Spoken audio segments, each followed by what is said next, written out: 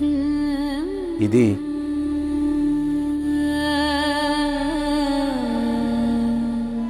आता सलील आला की तुला तुला भांडायचं की नाही त्याच्यासोबत? मग त्यासाठी आवाज खणखणीत पाहिजे आणि त्यासाठी ताकद हवी. घे. रडू नकोस. हे घे.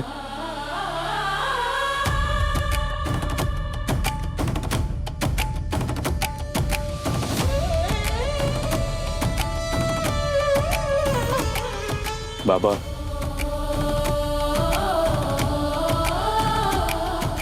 अवघड परिस्थितीमध्ये सुद्धा आनंदाने कसं राहायचं हे तुमच्याकडनं शिकलोय मी. आधारात तुम्ही आमचा आणि आता तुमच्या आधाराची सगळ्यात जास्त गरज आहे आम्हाला.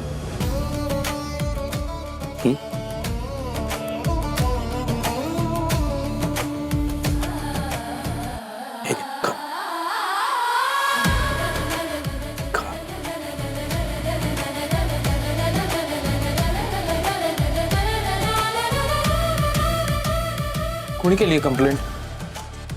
अर्पिता पुरोहित.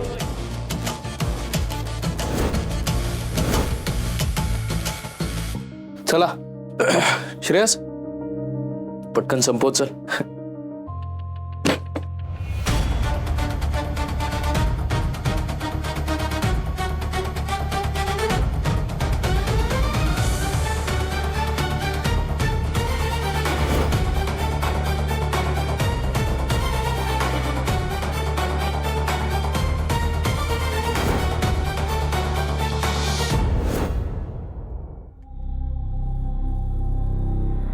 वहिनी चला पूजा करायला.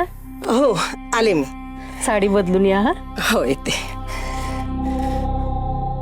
मग अजून आली नाही ती. पण तू कशाला हायपर होतेस? येईल ती. सगळं ना ह्यांच्यामुळे झालं. शेफारून ठेवलं त्यांनी आपल्या लाडक्या लेकीला. मुळात त्यांनी आज तिला जाऊच का दिलं? अरे मग काय घरात कोंडून ठेवायची का तिला? पोटची पोर आहे ती आपल्या. कसं बोलते ही? आई म्हणून काय मोकळं सोडायचं तिला? आई मग तुम्ही सांगा कुठे उधळायला गेली ती इतक्या उशिरापर्यंत? कविता ती हॉस्पिटलला गेली आहे ना. तिथून कधीच निघाली ती. बरोबर बोलते कल्याणी. म्हणजे अर्पिता अजून घरी आली नाही म्हणून आईंनी विमा काकांना फोन करायला सांगितलं होता हॉस्पिटलमध्ये. तर तिथून कळलं की तिथून कधीच निघाली ती.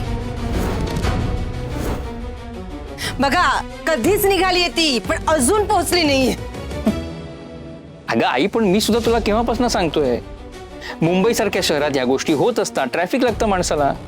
हो तिलाच फक्त जगावेगळं ट्रॅफिक लागतं ना.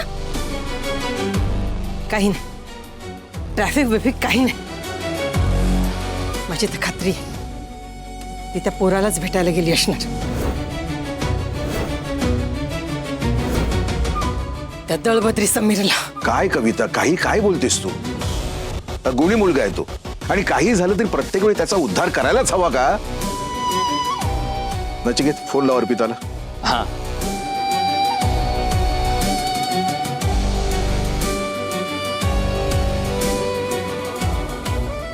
नाही उचलते. बघितलं आता फोन सुद्धा उचलत नाहीये ती.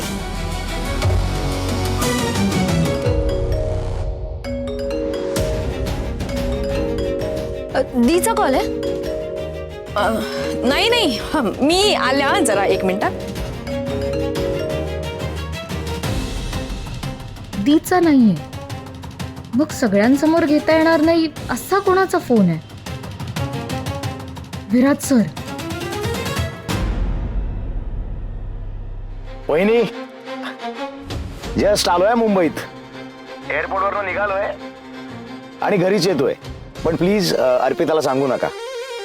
मस्त घरी येतो अर्पिताच्या हातची पुरणपोळी खातो आणि नंतर घरी जाईल. नाही तुमच्या इच्छा चांगल्या आहेत पण पुरणपोळ्या बनवायला तुमच्या बायकोचा पाय घरात थांबायला हवा ना. म्हणजे?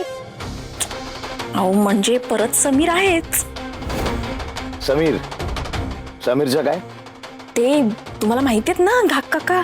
त्यांची बायको आजारी आहे म्हणून अर्पिता त्यांच्या बरोबर हॉस्पिटलमध्ये फेऱ्या मारत होती. ते अहो तुम्ही गाडी नाही का पाठवलेली?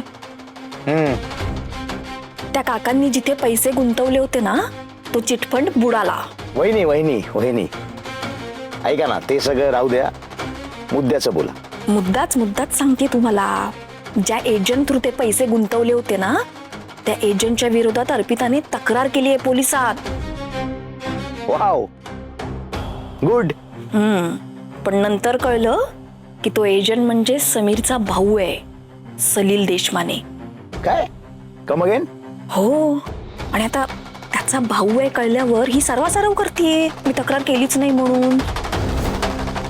आणि आता आम्हाला माहितीये ना, ही त्यालाच भेटायला गेली असणार हॉस्पिटलच्या नावावर. कारण हॉस्पिटलमधून तर ती केव्हाच निघालीये. मी केलं ना, क्रॉस चेक केलं मी. आता ही बाहेर आहे पण हॉस्पिटलमध्ये नाहीये. याचा अर्थ नक्कीच ती समीरकडे गेली असणार किंवा समीर बरोबर असणार.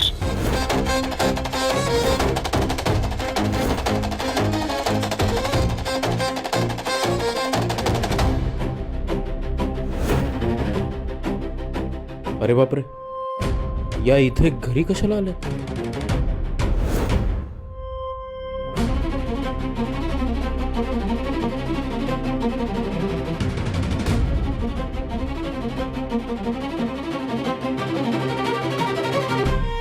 तुम्ही इथे काय करताय?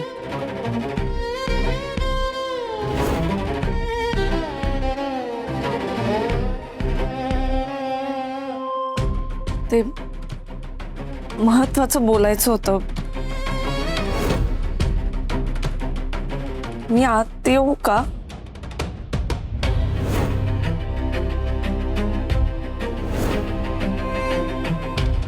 प्लीज, महत्वाचं आहे खूप. या ना, या.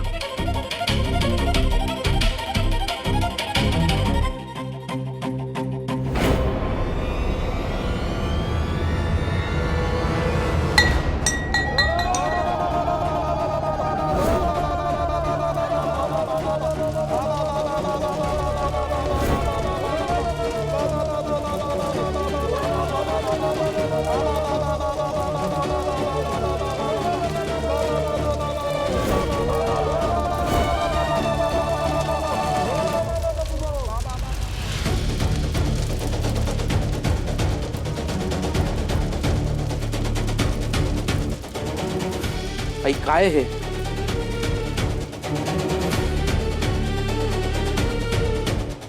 जा आज जाऊन जेव. खबरदार माझ्या घराचा उंबरठा ओलांडलास तर. मला सांगा तुमचं नाव काय आहे? बरं कोणी आहे का तुमच्या बरोबर? कोणी आहे सोबत?